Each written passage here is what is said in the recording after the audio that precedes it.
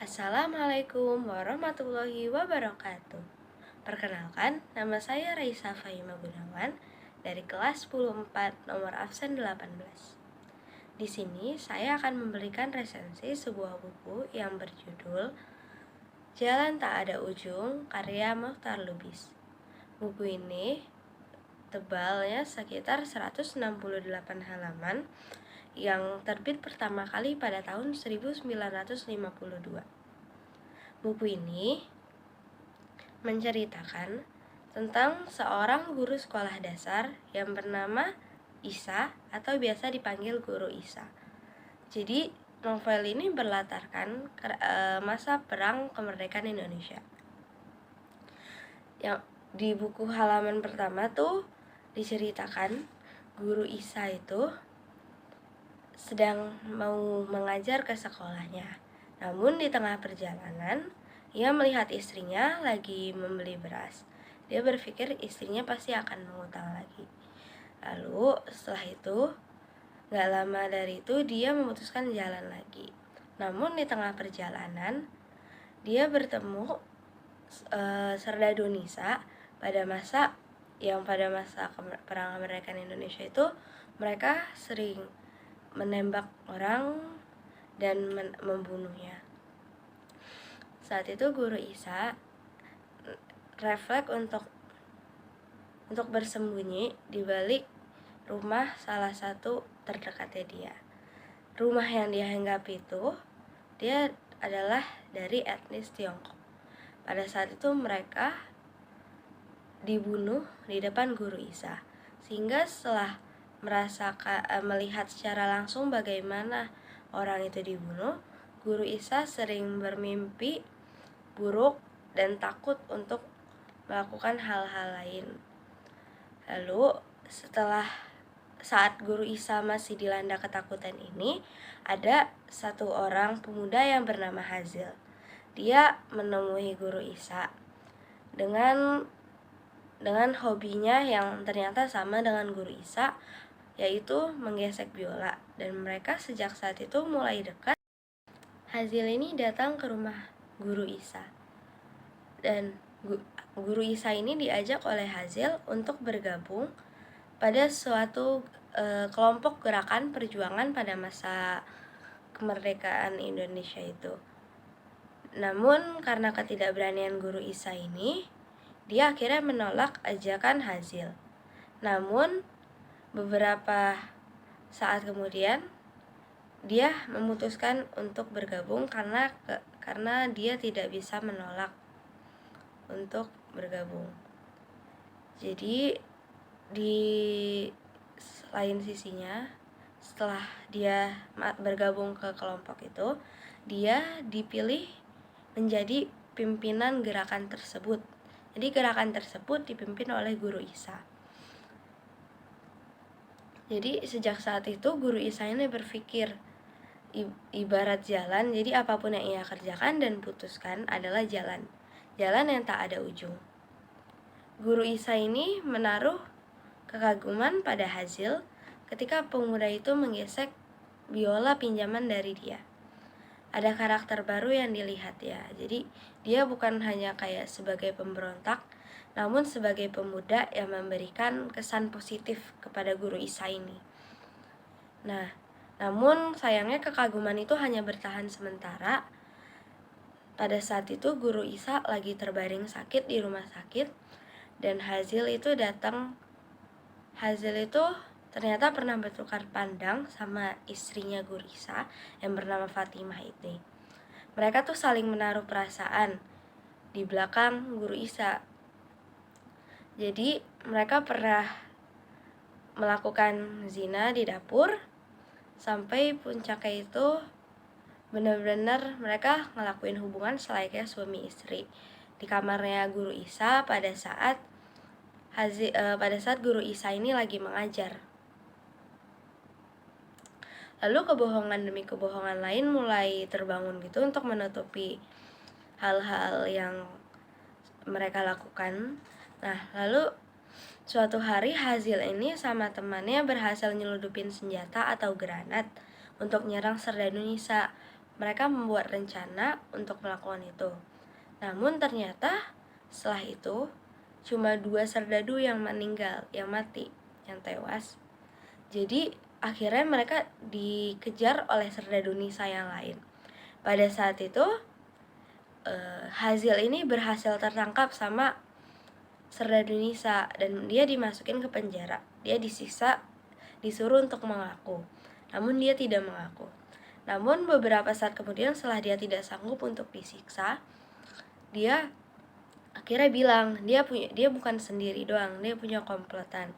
Dan di situ dia berbicara bahwa komplotan dia tuh ada Rahmat, temannya dia, dan ada Guru Isa. Di sini itu Guru Isa bergabung ke gerakan ini. Dia tuh awalnya dijanjiin bahwa saat ada apapun yang tertangkap apapun, Guru Nisa ini tidak mau dilibatkan. Namun di sini Hazil itu sudah mengkhianati Guru Isa karena dia tetap membicarakan ke tentara atau serdadu Nisa ini bahwa Guru Isa tuh juga masuk ke gerakan ini. Jadi akhirnya karena itu akhirnya Guru Isa ini dia berhasil ditangkap. Namun Rahmat dia berhasil untuk keluar dari kota, dia kabur. Nah, akhirnya Hazil dan Isa ini berada di balik jeruji besi dengan hukuman penyiksaan setiap harinya. Di akhir cerita, Guru Isa ini dan yang itu dia penakutnya udah hilang dan dia sekarang menjadi pemberani setelah berada di balik jeruji besi itu. Ia tidak takut lagi pada apapun, termasuk penyiksaan yang dilakukan oleh tentara kepada dia. Guru Isa ini berhasil mengalahkan ketakutannya. Ia juga memaafkan segala kesalahan Hazil pada dia. Guru Isa ini merasa jalan baru saja dimulai, jalan itu baru aja dimulai. Perkataan Hazil untuk dia itu berguna banget untuk saat ini. Guru Isa telah menguasai rasa takutnya. Ia telah damai dalam ketakutannya. Saat ia bangun dari tidurnya di balik jeruji besi, ia merasa kebebasan telah datang kepada dia. Guru Isa pada akhirnya menyatakan kemerdekaan hanyalah sebuah pernyataan yang mengapung-apung di udara. Ia bak jalan yang tiada habisnya, tiada ujungnya, dan tiada tujuannya. Jadi dari novel ini, jadi unsur intrinsik yang bisa diambil dari novel ini. Novel ini temanya mengangkut tentang seorang pemuda Indonesia melawan penjajah pada masa Perang Kemerdekaan Indonesia, serta tentang perselingkuhan antara suami dan istri, antara istri dan teman suami. Lalu alur yang digunakan, alur dalam novel ini dia menggunakan alur maju dengan latar pada masa Perang Kemerdekaan Indonesia yang dimulai pada September 1946. Latar tempat yang digunakan ada banyak. Yang pertama ada Jakarta, ada namanya Gang Jaksa, Gang Sirih Wedan, Jalan Asam Lama, Jalan Kebon Sirih, warung, sekolah, rumah Isa, kamar tidur, restoran, kantor polisi, penjara, dan Tanah Abang. Sudut pandang di novel ini dia menggunakan sudut pandang orang ketiga yang serba tahu. Jadi dia menceritakannya dari sudut pandang orang serba tahu. Gaya bahasanya yang digunakan ini sebenarnya sangat ringan. Namun ada beberapa kosakata lama yang mungkin kurang dipahami untuk kalangan remaja zaman sekarang. Ya karena sudah terlalu tidak digunakan pada zaman ini. Amanat yang bisa diberikan dari novel ini yang didapat yaitu jangan terlalu takut pada apapun hal yang tidak perlu ditakutkan. Takutlah sewajarnya aja. Di sini Guru Isa itu kan diceritakan bahwa dia takut berlebihan kepada apapun. Nah, sebaiknya kita jangan takut terlalu berlebihan seperti itu. Dan jangan berkhianat dan jangan terlalu mempercayai teman. Jangan berkhianat ini karena kita sudah melakukan sebuah janji, sebaiknya kita harus tepati janji itu sampai akhir nanti. Dan untuk berkhianat, untuk jangan terlalu mempercayai teman, sama seperti berkhianat, teman bisa saja berkhianat. Jadi alangkah baiknya kita berteman sewajarnya aja, jangan terlalu mempercayainya. So, jangan melakukan zina, karena zina ini adalah perbuatan dosa dan adalah perbuatan yang sangat tidak baik. Lalu ada lagi, harus bisa tegas dan memiliki rasa percaya diri serta berani bertindak jika menghadapi suatu kesalahan. Jangan diam saja.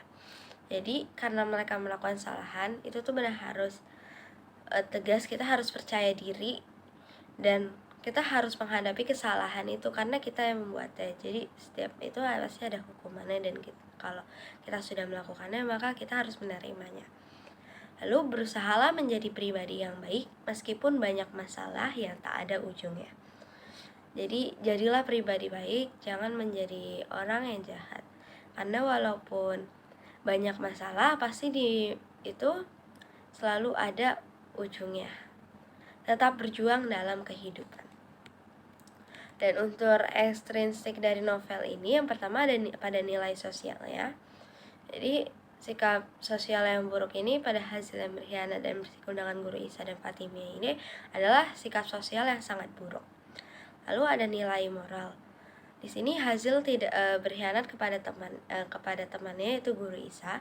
Itu adalah moral yang sangat tidak baik karena dia berbohong kepada guru Isa, tidak menepati janjinya pada di awal gitu. Keunggulan dari novel ini, alur ceritanya itu tidak membosankan. Bahasanya ini ringan namun beberapa sulit untuk dipahami. Setiap tokoh memiliki karakter yang cukup sehingga dapat membuat pembaca merasakan emosinya. Karena hanya beberapa tokoh novel ya. Dia banyak memberikan pesan moral untuk kehidupan. Unsur ekstrinsik novel ini itu kelemahannya dari novel ini, dia itu mungkin sulit untuk dipahami oleh remaja-remaja zaman sekarang karena tadi bahasanya dia banyak menggunakan kosakata bahasa lama, sehingga untuk kosakata yang sudah dipakai pada zaman ini jadi tidak mudah dipahami. Dan ini karena masa perang kemerdekaan juga, jadi agak susah dipahami untuk mengenai latar masa-masanya. Bisa ada beberapa kata kasar juga dalam novel ini dan adegan dewasanya, sehingga sebenarnya ini tidak cocok untuk anak di bawah umur. Jadi sekian resensi buku dari saya pada karya Mokhtar Lubis yang berjudul Jalan Tak Ada Ujung. Kurang lebihnya mohon dimaafkan, dan jika ada salah kata juga mohon dimaafkan. Wassalamualaikum warahmatullahi wabarakatuh. Terima kasih.